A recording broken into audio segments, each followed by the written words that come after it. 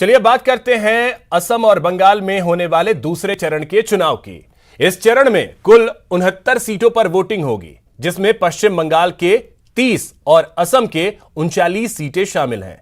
लेकिन सबसे बड़ी लड़ाई होनी है पश्चिम बंगाल के नंदीग्राम में, जहां शुभेंदु अधिकारी का किला भेदने खुद ममता बनर्जी उतरी हैं।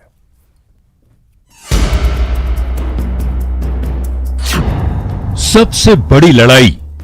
हम 200 से ज्यादा सीटों के साथ यहां पर सरकार बनाने जा रहे हैं। जमकर हुआ प्रहार। निश्चित रूप से इस सीट पर शुभेंदु अधिकारी भाजपा के प्रत्याशी प्रचंड मार्जिन से जीतेगा।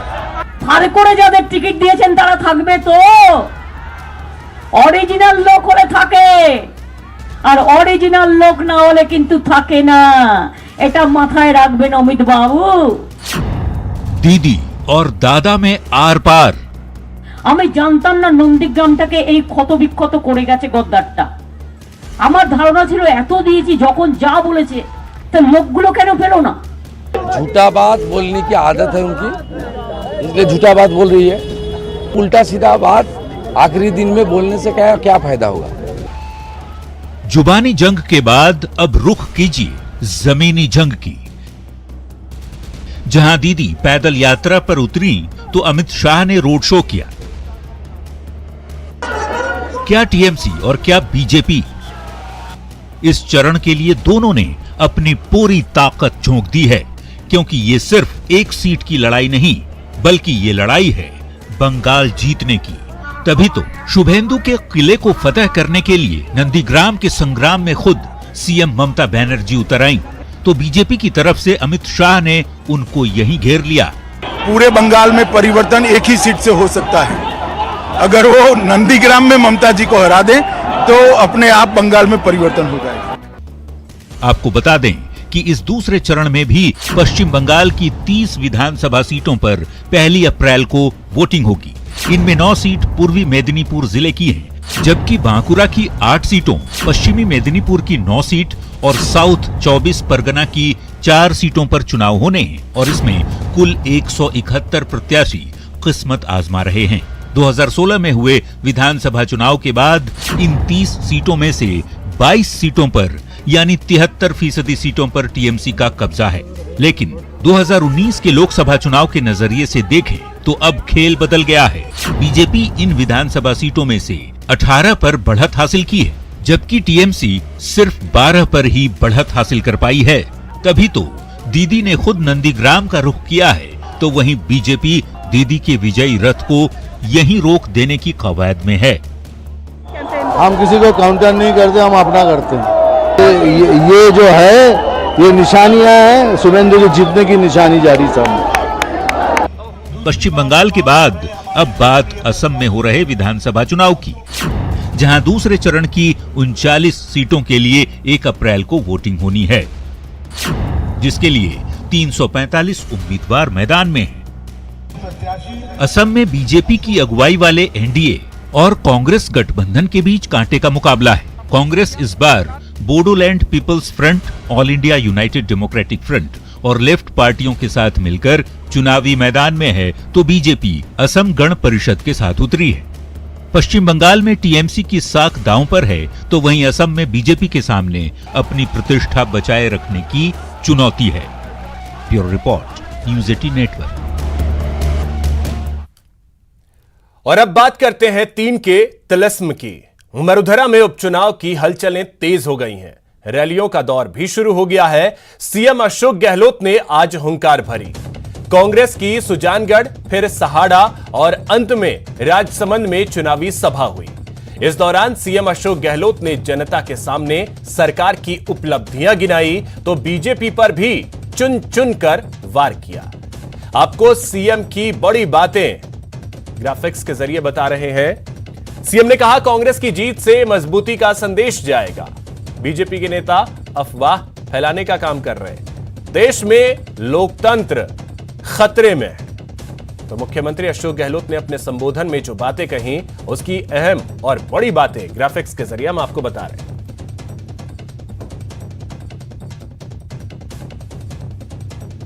बीमा होता है 5 लाख रुपए तक का इलाज जो फ्री हो, चाहे प्राइवेट हॉस्पिटल हो और चाहे सरकारी हो, उसके अंदर ये पहले योजना चलती थी 3 लाख वाली भामाशाह योजना, और केंद्र सरकार की अलग योजना थी, उन दोनों को मिला दिया।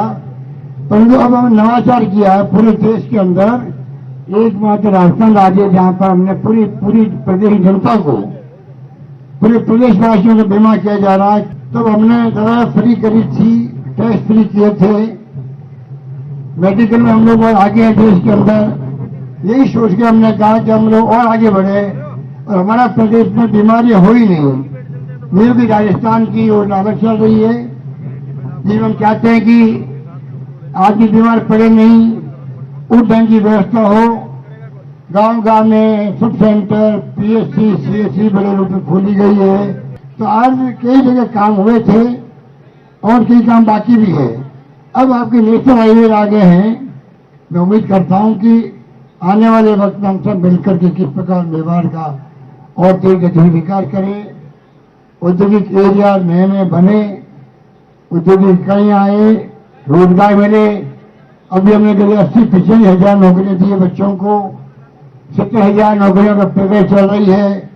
तो लगातार हम चाहेंगे कि किस प्रकार से जो वादे किए आपसे मैनिफेस्टो में हम लोगों ने, उन वादों को निभाएं और मैनिफेस्टो को आधा बनेगा ही काम हम लोग कर रहे हैं। किस तरह तमाशा बीजेपी ने तमाशा किया सबके सामने, किस प्रकार से उन्होंने तोड़ने की कोशिश करी, पर जनता का आशीर्वाद हमारे साथ रहा। पूरे प्रदेश की जनता चाहती थी कि सरकार कांग्रेस की मजबूती से काम करती रही, और वही आपकी ताकत थी कि हमने उनको शिकस्त दी। बीजेपी के हथकंडे जो थे उनको हमने फेल कर दिया। कि सभी साथी 36 कौम के लोग 17 तारीख को कांग्रेस को वोट दें, हाथ के बटन पर निशान दबाकर कांग्रेस के बोरा जी को जिताएं, ताकि सरकार में और मजबूती आए और अगले 3.25 साल तक आप लोगों की और सेवा करने का काम हम लोगों को ये अवसर प्रदान आप करेंगे, मुझे ऐसा पूरा विश्वास है। माखन साहब और मुझको उदयपुर जाना है, इसलिए क्षमा चाहते हुए मैं आपसे पुनः निवेदन करना चाहता हूं अंत में कि 17 तारीख के चुनाव में कोई तेरा मेरा हमें नहीं करना, कोई जातिवाद में नहीं फंसना। कांग्रेस की निशान या हाथ का पंजा है, इस पर बटन दबाएं ताकि एक नेक इंसान जो बोरा जी हैं, इनको आपकी सेवा करने का मौका मिल सके। आप सबसे निवेदन कि 17 तारीख को कांग्रेस पार्टी के बोरा जी को जिताकर विधानसभा भेजें। कि 2.5 वर्ष कांग्रेस पार्टी को दे दें और यहां पर विकास की गंगा हम लोग बढ़ाएंगे, उस चीज को आप लोग अपनी आंखों से देखेंगे। और अगर 2.5 वर्ष के अंदर आपको कांग्रेस का काम पसंद नहीं आया, कांग्रेस के विधायक का काम पसंद नहीं आया, तो 2.5 वर्ष के बाद आपको दोबारा मौका मिलेगा।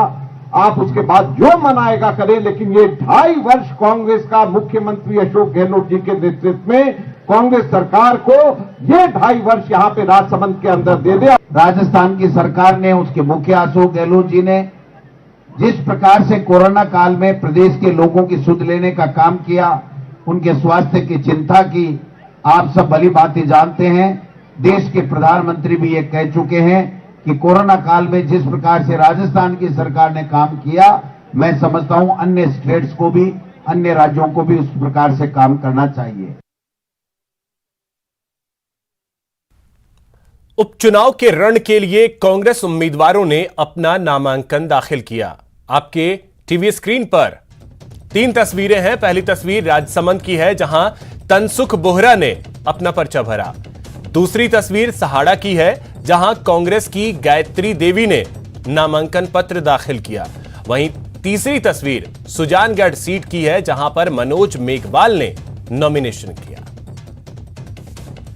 वहीं कांग्रेस के साथ ही बीजेपी प्रत्याशियों ने भी आज अपना नामांकन दाखिल किया। बीजेपी उम्मीदवारों के नॉमिनेशन की 3 तस्वीरें आपके टीवी स्क्रीन पर। पहली तस्वीर दीप्ति माहेश्वरी की है, जिन्होंने राजसमंद सीट से पर्चा भरा। वहीं सहाड़ा से रतन लाल जाट ने नॉमिनेशन किया। सुजानगढ़ से खेमाराम मेघवाल ने अपना पर्चा भरा।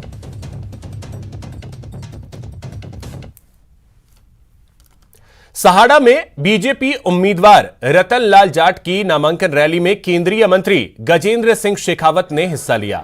गजेंद्र सिंह शेखावत ने कहा, राजस्थान की जनता ने गहलोत सरकार को दिल और दिमाग से निकाल दिया है और उपचुनाव में गहलोत सरकार को आईना भी दिखाएगी। देखिए, भारतीय जनता पार्टी को लेकर के जिस तरह का भारतीय जनता पार्टी के काम को लेकर, केंद्र सरकार के मुद्दों को लेकर, काम को लेकर के, विकास की राजनीति को लेकर के जो प्रतिमान नए माननीय मोदी जी के नेतृत्व में बीजेपी ने स्थापित किए, निश्चित ही देश भर में, प्रदेश में सभी जगह भारतीय जनता पार्टी के प्रति श्रद्धा भी है। राजस्थान में जिस तरह से राजस्थान की जनता अपने आप को विगत विधानसभा चुनाव में ठगा हुआ महसूस करती है, राजस्थान की जनता जिस तरह से अपने आप के साथ धोखा हुआ ऐसा महसूस करती है, राजस्थान की जनता ने अब तक के सारे चुनावों में इस बात को का परिचय दिया है कि राजस्थान की जनता सरकार को अपने दिल और दिमाग दोनों जगह से निकाल चुकी है। केवल संवैधानिक आयुष मात्र सरकार पूरा कर रही है और सरकार को हर आने वाले चुनाव में जनता उसको अपनी हकीकत का आईना दिखाने वाली है। वहीं जल शक्ति मंत्री गजेंद्र सिंह शेखावत ने फोन टैपिंग को लेकर एक बार फिर गहलोत सरकार पर निशाना साधा। उन्होंने कहा कि एफआईआर दर्ज करवाना संवैधानिक अधिकार है और फोन टैपिंग के जरिए राजस्थान में निजता का हनन हो रहा है। पूरे मामले की जांच होनी चाहिए।